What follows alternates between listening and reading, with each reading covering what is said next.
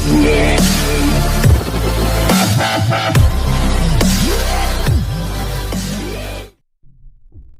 प्यारे बच्चों, आज हम लोग कक्षा 12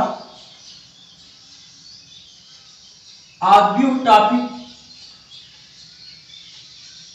पिछले वीडियो में हम लोग पढ़ चुके हैं। उसी के आगे का टॉपिक आज हम लोग देखते हैं। आज का टॉपिक है प्यारे बच्चों आव्यूह की समानता।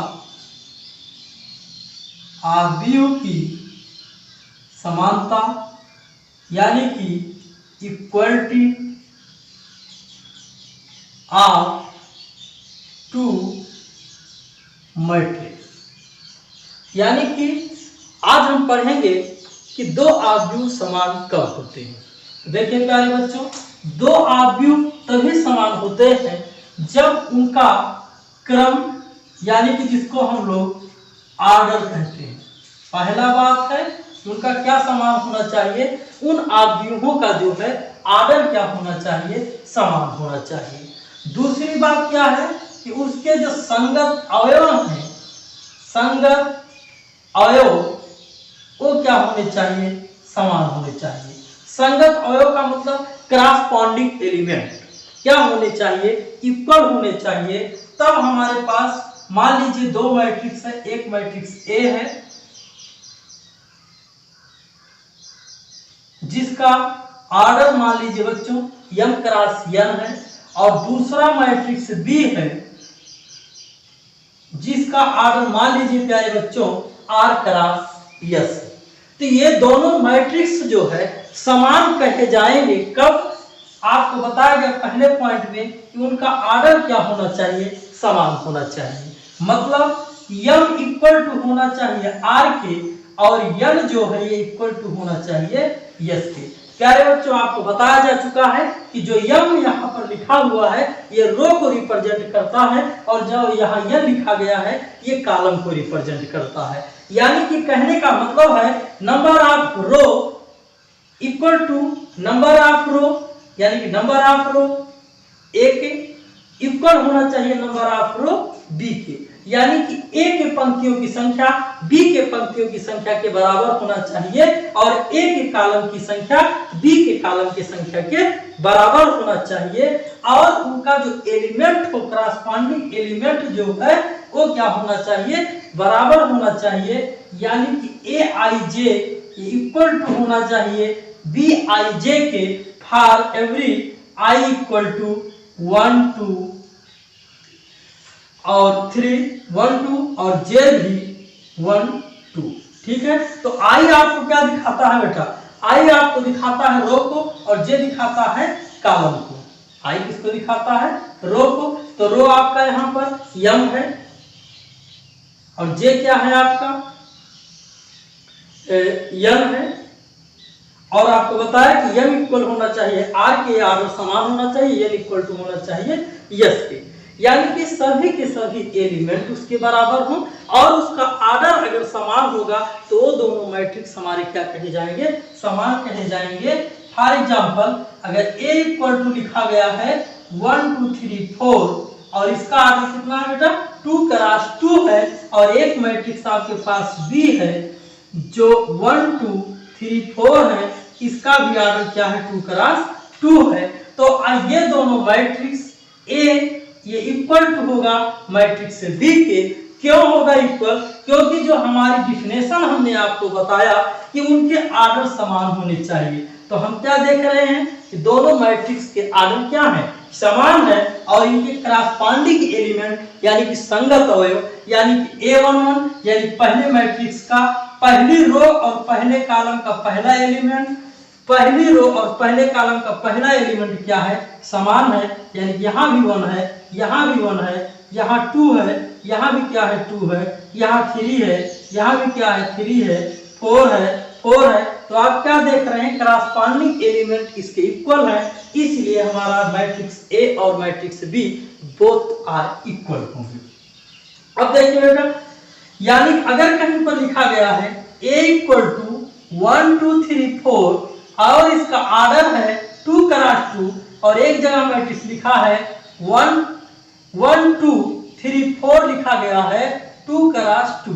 पढ़ने में आपको क्या लगा बेटा कि 1 2 3 4 यहाँ पर भी लिखा है, यहाँ पर भी 1 2 3 4 लिखा है, लेकिन आप देखेंगे इन दोनों मैट्रिक्स के आर्डर भी क्या है, समान है, यानी कि पहली कंडीशन को यह होल्ड कर रहा है। अब देखते हैं सेकंड कंडीशन, क्या इसका क्रॉसपॉन्डिंग यानी कि संगत एलिमेंट बराबर है।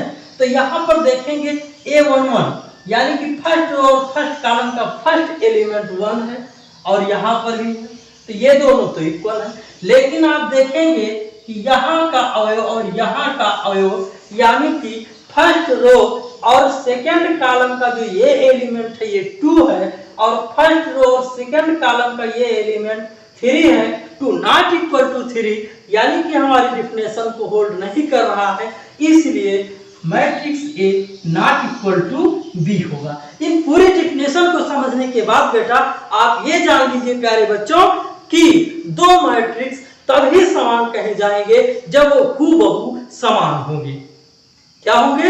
हूबहू समान होंगे, तभी वो समान कहे जाएंगे।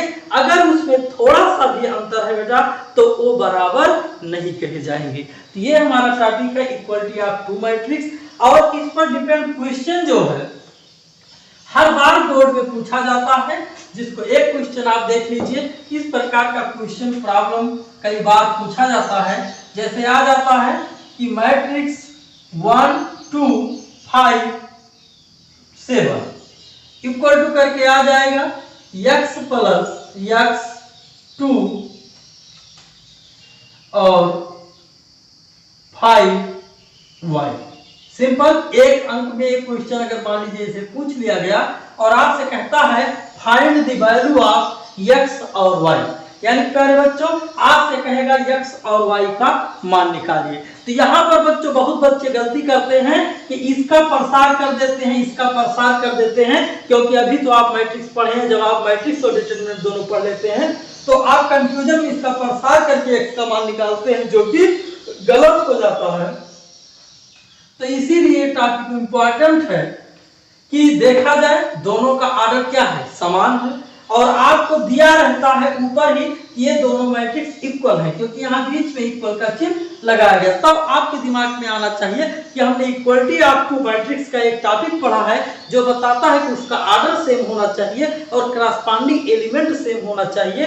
तो उसी परिभाषा को लेकर हम क्या करते हैं, ये 1 जो है जहाँ x है यहाँ 1 होना चाहिए, 2 के स्थान पे 2 है ही ऑलरेडी पहले से, 5 के स्थान पर 5 है ही, 7 के स्थान पर y है, यानी कि सिंपली डिफिनेशन को देखते हुए तुरंत हम आंसर लिख सकते हैं कि x का मान 1 होगा और y का मान क्या होगा, 7 होगा।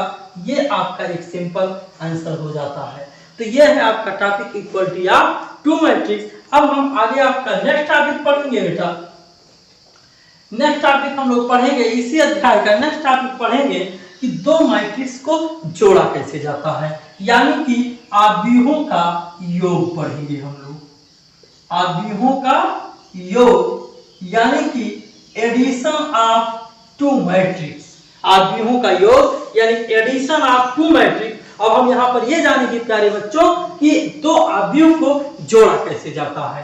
तो देख लीजिए, दो आव्यूहों को तभी जोड़ा जा सकता है, मुख्य उसकी कंडीशन है कि तभी हम दो मैट्रिक्स को जोड़ सकते हैं जब उसका कर्व यानी कि जब उसका आर्डर क्या होना चाहिए, समान होना चाहिए। यानी कि अगर जिन मैट्रिक्सों को जोड़ना है अगर उनका आर्डर नहीं सेम होगा, उनका आर्डर इक्वल नहीं होगा, तो हम उसको जोड़ नहीं सकते हैं।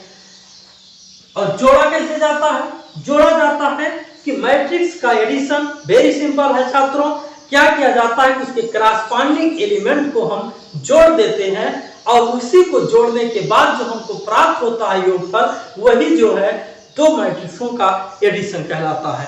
आइए एक एग्जांपल की सहायता से देखते हैं। जैसे आपको दे दिया गया एक मैट्रिक्स 1 2 3 4 5 6 7 8 9 और दूसरा मैट्रिक्स भी दे दिया गया आपको 2 5 4 1 2 3 0 1 5, कोई भी आप ले सकते हैं। तो आप प्यारे बच्चों इसका आर्डर कितना है? 3 क्रॉस 3 है। क्यों? क्योंकि छात्रों ये भी 3 क्रॉस 3 का है क्योंकि इसमें भी 3 रो और 3 कॉलम है। आपको बताया गया कि दो मैट्रिक्सों को जोड़ा तभी जा सकता है जब उनका आर्डर सेम हो। तो इसका आर्डर भी 3 क्रॉस 3 का है, इसका भी आर्डर 3 क्रॉस 3 का है, यानी कि हम इन दोनों मैट्रिक्सों को जोड़ सकते हैं। और दूसरा आपको जोड़ने का रूल क्या बताया गया, मान लीजिए दोनों मैट्रिक्स का जो योग है वो आपको मान लीजिए कि वो सी है। दोनों मैट्रिक्सों को जोड़ने के बाद क्या रिजल्ट आता है, सी आता है। हमने बताया कि अगर आर्डर उसका सेम होता है तो हम उसके क्रॉसपोंडिंग एलिमेंटों को जोड़ देते हैं। क्रॉसपोंडिंग एलिमेंट आपने इसकी पिछली परिभाषा में समझा कि ये इसका क्रॉसपोंडिंग है, ये इसका क्रॉसपोंडिंग है, 3 4 का क्रॉसपोंडिंग है, 4 1 का क्रॉसपोंडिंग एलिमेंट है, 5 2 का है, 6 3 का है। यानी जो जिस स्थान पर है, यानी A11 A12 A13 ये जो है B11 B12 B13 यही क्या है, क्रॉसपोंडिंग एलिमेंट है। यानी फॉर एवरी Aij और फॉर एवरी Bij 1 2 3 के लिए जो है यही क्या कहलाते हैं, आपके क्रॉसपोंडिंग एलिमेंट कहलाते हैं। तो वेरी सिंपल है छात्रों जोड़ना इसको। 1 में हम 2 को जोड़ देंगे तो कितना आ जाएगा, 3 आ जाएगा। 2 में हम 5 को जोड़ देंगे तो कितना आ जाएगा, 7 आ जाएगा। 3 में 4 को जोड़ देंगे तो कितना आ जाएगा, 7 आ जाएगा। एक हम लिख भी दे रहे हैं कैसे जोड़ा जा रहा है, जैसे ये 4 + 1 हो रहा है, 5 + 2 हो रहा है, 6 + 3 हो रहा है, 7 + 0 हो रहा है, 8 + 1 हो रहा है और 9 + 5 हो रहा है। यहां भी लिख सकते हैं जैसे 3 आया कैसे, तो ये आया कैसे है बच्चों, 1 + 2 करके। 7 आया कैसे है, ये 2 + 5 करके। 7 यहाँ कैसे आया है, 3 + 4 करके। तो वेरी सिंपल है, इस प्रकार से किन्हीं भी दो मैट्रिक्स को जोड़ सकते हैं यदि उसका आर्डर क्या हो, सेम हो। इसके बाद इसको लिख सकते हैं 3 7 7 5 7 9 7 9 और 4। ये आपका 3 क्रॉस 3 का एलिमेंट हो गया। तो इस तरीके से किसी भी दो मैट्रिक्स को प्यारे बच्चों हम लोग जोड़ सकते हैं। केवल हमको ध्यान क्या रखना है कि उसका आर्डर सेम होना चाहिए। जैसे मान लीजिए कई बार एग्जाम में आता, जैसे ये आपका 2 अंक का आएगा, 2 मार्क्स का क्वेश्चन आ गया मान लीजिए। इसी तरीके से 2 मार्क्स का और भी क्वेश्चन पूछा जाता है, लेकिन वो आपके डिफिनेशन पर डिपेंड। जैसे आपको दे दिया 1 2 3 4, इसका आर्डर है 2 क्रॉस 2 है। एक मैट्रिक्स आपको बी दे दिया गया इस तरीके से 1 2 3 4 5 6 और इसका आर्डर कितना है, इसमें 3 रो है और 2 कॉलम है, इसको दे दिया गया 3 क्रॉस 2। ठीक है, और आपसे कहेगा find the value of A and B, यानी कि एडिशन ऑफ 2 मैट्रिक्स करके आपको A + B पूछेगा, A + B का मान आप प्राप्त कीजिए। क्या करते हैं प्यारे बच्चों कि तमाम बच्चे जो हैं इसको पाते ही इस क्वेश्चन को जोड़ना शुरू कर देते हैं और डिफिनेशन को ध्यान में नहीं रखते हैं और सर्वथा वो गलत हो जाता है।